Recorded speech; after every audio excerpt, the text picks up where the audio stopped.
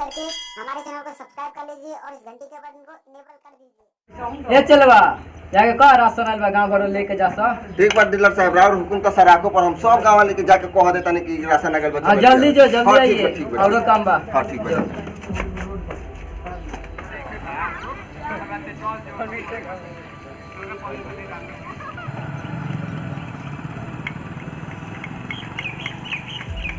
क्या हाल बा?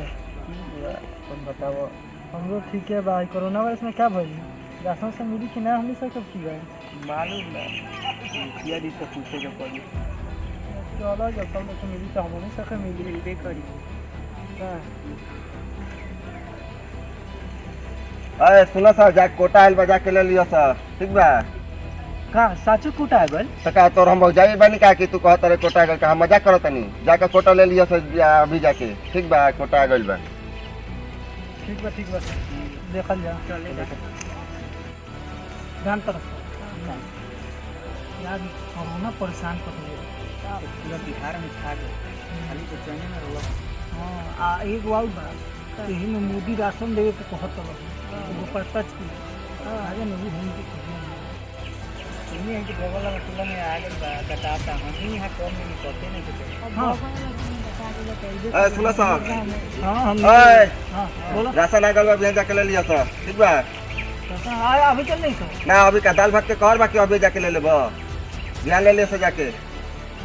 ठीक बात जाके पक्का जो सब बिहान का क्या अगला गांव लेके कह देले बानी तू आज ले लियो सब बिहान तुम से ले लियो ठीक बानी। ठीक बा जाके ठीक बात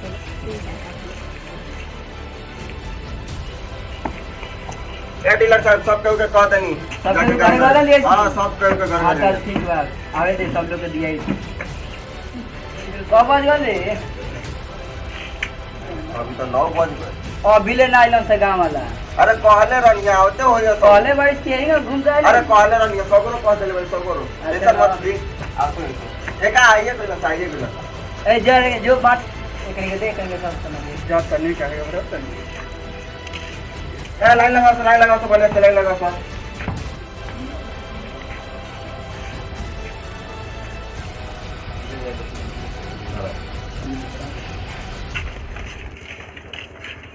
दे काय खराब है दे इंगरा के दे।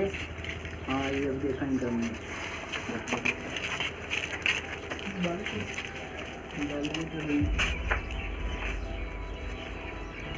जल्दी ला लो आज लेके आओ चलो।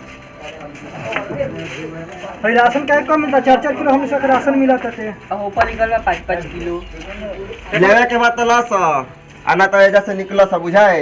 ए जो नहीं मिल जाता तो ना देर में जा सो बाद में अगला प्रधानमंत्री पत्र 5 किलो राशन अगला बेरी मिली अगला बेरी ये घरे नहीं मिलत उतने आइले बाद प्रधानमंत्री मुख्यमंत्री देता है तो हमनी से कहता है ये थिए हंस उनकर छेल ले काय मुंह लगाओ तो जो ना जो जल्दी से जो घरे जो। तो हम सब 4 किलो मिली। हां 4 किलो मिली। अभी मुखिया जी लगे फोन लगाओ तो नहीं 4 किलो का राशन ते विधायक लगे फोन करना जो कर के ऊपर लगे फोन। मोदी जी कहते हैं 5 किलो राशन के। चल निकले जैसे जाके घरे फोन करिए जो मतिया पे जो है जैसे जाने को बोला लिया। हेलो मुखिया जी हमसे नाल में से राशन ले हमसे 4 किलो राशन मिलता है यहाँ बोर्ड पर 5 किलो राशन लिखल बाटे। हाँ हमसे पूरा गांव अलाइल बैंक से राशन ले जाए। हाँ ठीक बा हाँ ठीक बा सब कैसे कहना 4 किलो राशन कहां रे कहां के फोन के ले रहा था प्रणाम मुखिया जी। खुश रहो बनो हां खुश रहो। यहाँ बोर्ड पर 5 किलो राशन लिखल हो 5 किलो गेहूँ 5 के चल हमसे 4 किलो मिला करते। कहां जिला सर हम कहां क्या बने जा चुप रहा सन हम बात करते हैं डीलर से। आए हटा सा मुखिया जी के जा दे खतरा में लेना। आई मुखिया जी बैठी बैठा ये पे बैठा क्या बात और तुम सुना मैं आए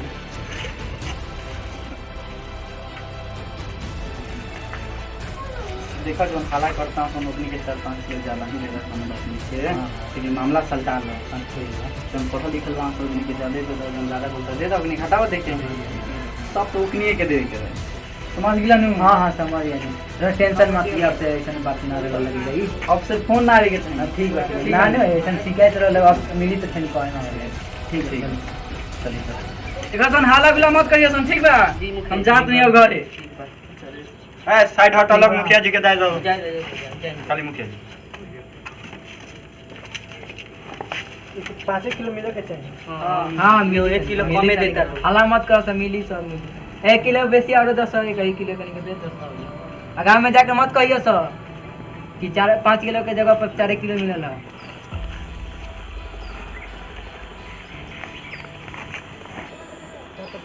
कहाँ पटनौर राशन ले आवे। हां डीलर साहब 4 किलो देता थे हैं 5 किलो के परमिशन बाकी 1 किलो मार देता थे।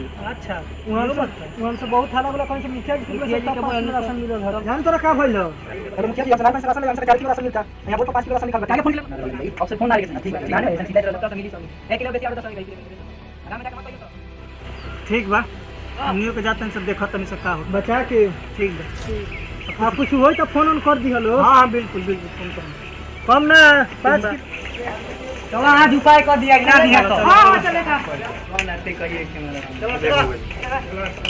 मैं बोला तारे राशन का दे ठीक है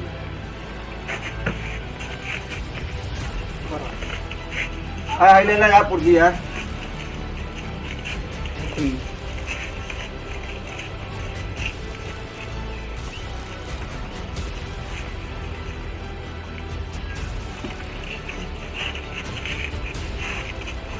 अरे ठीक बारिश में हां ठीक बानी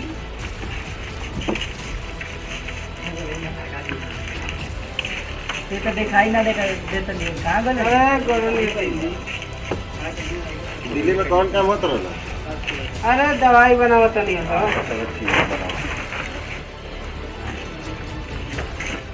अब 4 किलो का राशन मिलेला तो फ्री के आना 4 किलो ना तो 5 किलो मिली ऊपर से आल बाकी 4 किलो बाटे के बाद हम तार का 5 किलो के दे दी तो लिखल ना 5 तो लिखल बा 5 किलो लेकिन 4 किलो ऊपर से ऑर्डर आवे के 4 किलो बाटे के बाद हाल कोरोना में 5 किलो ना मिली ना ना 4 किलो मिली ऊपर से ऑर्डर आइल बा जाकर से डीलर से बतिया लेन तनी। हां बतिया ला सर इन्होंने फोन मत करो पहले डीलर से बतिया ओकर बाद केना फोन करियो सर अरे डीलर साहब काहे बोले 4 किलो मिलल का 4 किलो लेकिन के मिलल बा हां 4 किलो हां 4 किलो मिली काहे 5 किलो है पर निकल के 5 किलो 5 किलो कौन अरे गलती से लिखा गल 4 किलो मिली ई कोनो मतलब ना बोल प्रधानमंत्री कहत रहे 5 किलो देवे का तू 4 किलो कहत रहे देवे के का कहि समझ ज्यादा बतिया से मत जन मिलल बा तो न लेके जा स ना तो रख के जा स जन करे के कर लियो जा स ठीक बा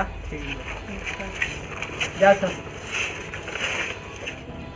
हेलो हां भाई आओ आओ फिर ड्रामा पहले बारे हां आओ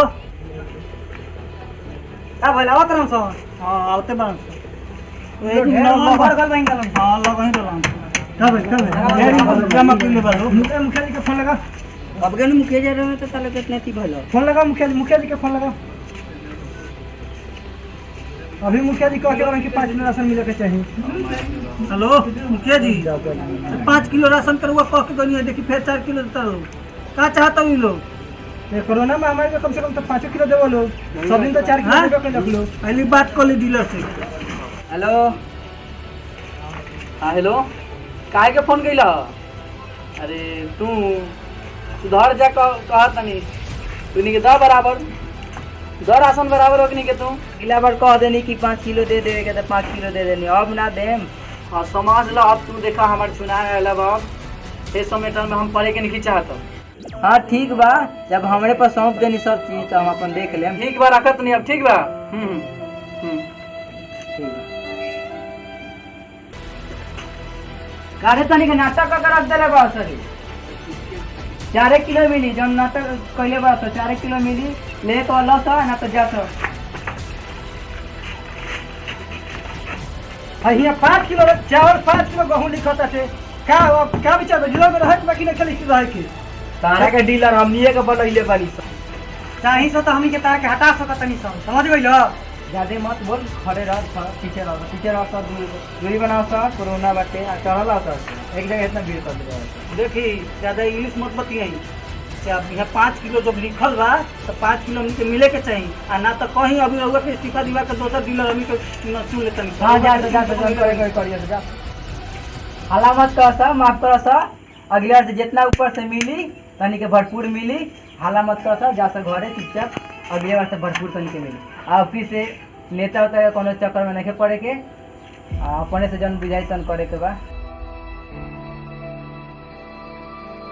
हमनी के ही रउआ लोग के खाली इंटरटेन करे के मकसद रहला, कोनो राजनीतिक हिस्सा में नहीं थे। हमनी के चैनल के सब्सक्राइब कर लो, लाइक लाइक शेयर शेयर भी करेंगे साथ में।